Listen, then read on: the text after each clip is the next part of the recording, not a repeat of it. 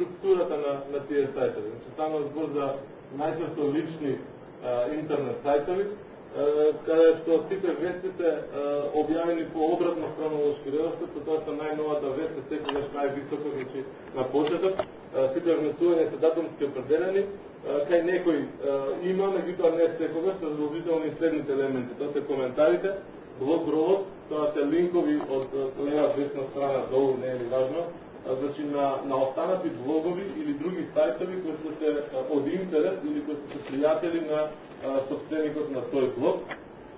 Трекбек или повратна врска, тоа е еден технички израз или технички систем со кој што се гледа дали некој друг сајт или друг блог има ставено линк до вашиот блог или до вашиот сајт, до вашата сторија.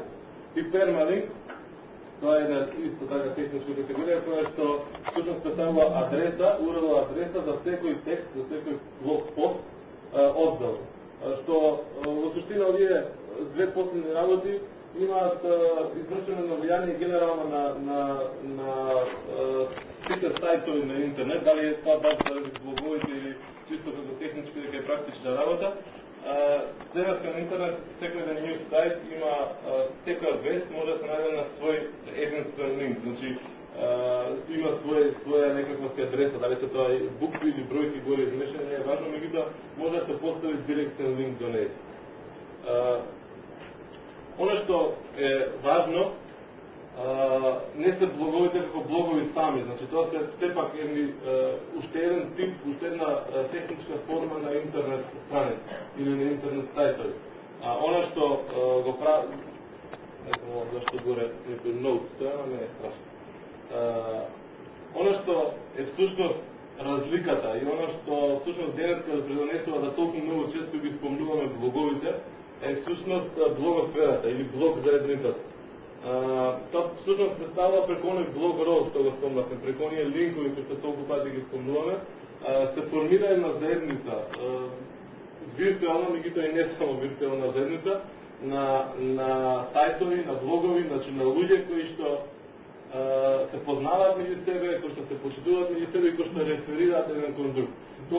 Токму тоа вмрежување придонесува толку силно да има одек на гласот на блогосферата надвор од оваа блогосфера. Затоа што сите тие се представници од разни организации, од разни медиуми, од разни области, stručњаци за разни проблеми и се групираат по свој интерес, по локација, по географска географско место на живење или по нека сосема десета различна пригода.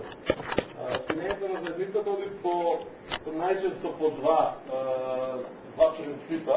Едното е постепено поврзување или gradual linking, со кој се формираат така наречени гроздови. Одам јас денеска на еден блог и гледам дека темите и содржините кои што ги пишува авторот или авторите на тој блог мене ме интересираат. Меѓутоа за да оценам кој е, да речеме, еден од начините да оценам кој е неговиот бекграунд, неговата позадина, е да го погледам неговиот блогрол и да видам кои сајтови или кои блогови тој ги чита, тој ги прати или се референца за него, или ги препорачува.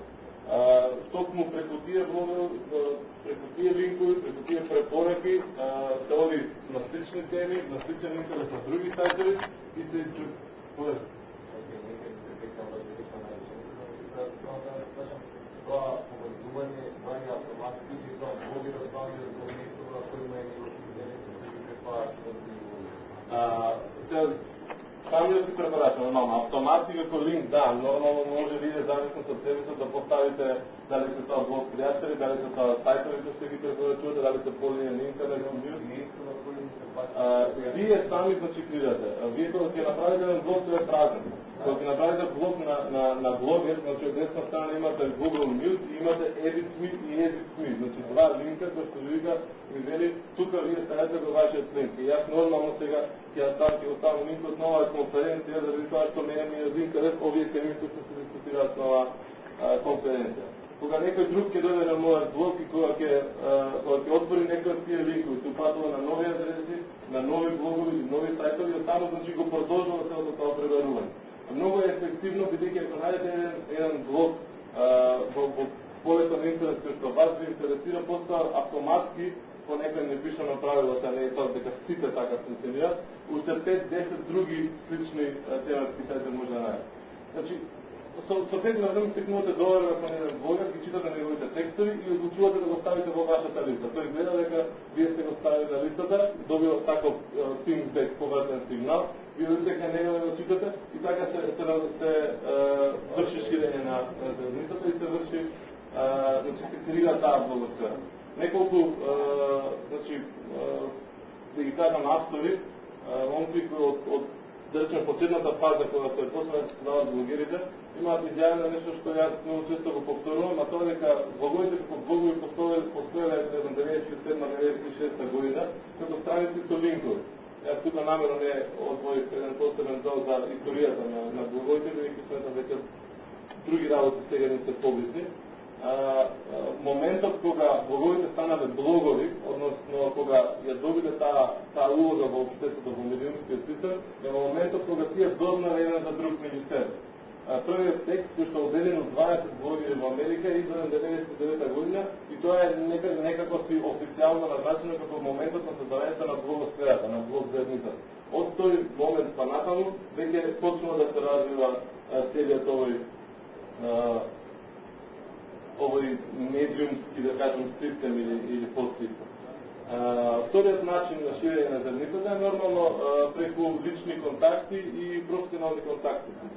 Еве, денеска се говори дека сите ние ќе отвориме блогови на било кој сервис и ќе се поврзаме меѓу себе, ќе дискутираме за тема блогови кои што биле предмет на оваа конференција тук или нова работна група или за пребарување. Во секој случај тоа функционира не само на професионален аспект, туку многу